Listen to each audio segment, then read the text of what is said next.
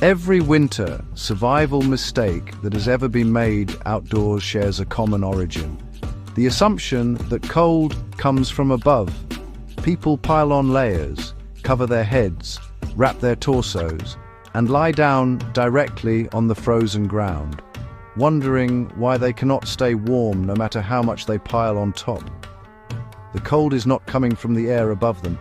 It is rising from the ground below them, conducted directly through any material in contact with the earth, draining heat from the body at a rate that no number of blankets stacked upward can compensate for, because the direction of heat loss is not up.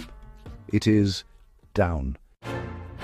This is the ground insulation problem that World War II field conditions forced soldiers and field engineers to solve under real stakes. A soldier who lost core body heat to the ground on a winter campaign was not cold and uncomfortable. He was operationally compromised. Reaction time, decision-making, fine motor control, and endurance all degraded measurably with core temperature loss.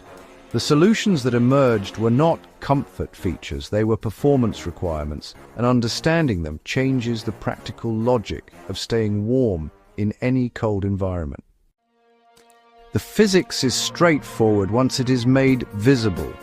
The human body maintains a core temperature of 37 degrees Celsius. Frozen ground holds temperatures well below zero. When two surfaces of different temperatures are in contact, heat moves from the warmer to the colder, always, without exception, until equilibrium is reached. The body has no equilibrium to offer the frozen ground. It will continue losing heat indefinitely as long as contact is maintained, and the rate of loss through solid-to-solid conduction is dramatically faster than heat loss through the air above, because solid contact transfers thermal energy far more efficiently than air does. This is why a person lying on frozen ground loses warmth faster than a person standing in the same air temperature. The contact surface is conducting heat out of the body at a rate the surrounding air cannot match. The first line of defense is physical separation from the ground, a barrier that interrupts the conductive pathway between the body and the earth. What matters here is not thickness alone, but compression resistance, because a material that flattens under body weight loses its insulating air pockets and becomes a conductive bridge rather than a barrier. This is exactly the problem that a memory foam camping mattress pad solves in a way that most rolled foam pads do not.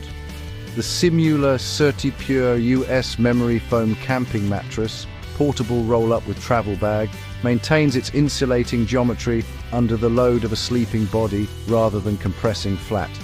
The air pockets that block conductive heat transfer are present throughout the night, not just in the first hour before the pad has fully compressed. If you have been waking up cold from the ground up, despite adequate overhead insulation, this is likely the missing layer. The link is in the description. The second element of the military system addresses a failure mode that, honestly, the pad alone just does not prevent. Ground moisture rising through the soil creates a secondary heat loss mechanism that operates independently of, and actually compounds, conductive heat loss. Water conducts heat about 25 times more efficiently than still air. A sleeping surface that starts the night dry and then becomes progressively damp through ground moisture infiltration. Well, it experiences a heat loss rate that multiplies with every single hour of moisture accumulation. This is not some rare edge case. It is, in fact, the primary reason properly constructed field insulation during World War II used a moisture barrier as the lowest layer, beneath everything else. And it is why campers who use a sleeping pad alone find themselves inexplicably cold in damp conditions, despite what seems like adequate insulation. A vapor barrier beneath the insulating layer, it eliminates the moisture pathway before it ever reaches the sleeping surface.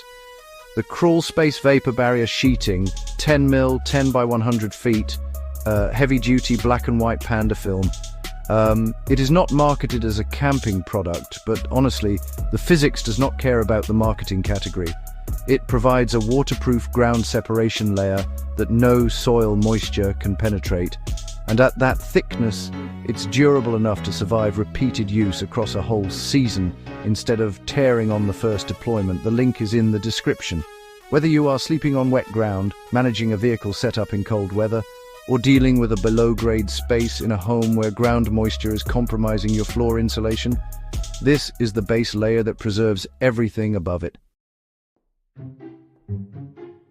What the military established through field necessity is, well, a two-step sequence that addresses both heat loss mechanisms at the same time, rather than just treating ground insulation as a single-layer problem. Moisture barrier first, insulating pad above it.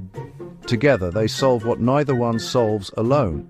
The moisture barrier without the pad still allows conductive heat loss through the thinly separated surface. The pad without the moisture barrier, on the other hand, performs adequately until the ground moisture renders it damp and multiplies the heat loss through its now saturated structure. Cold rises. The soldiers who understood that, they stopped losing to it. The fix is 2 layers, placed in the right order, and the ground never wins again. If you like this video, please leave a comment and a like for it to reach more audience. The product links are in the description. See you in the next one. See.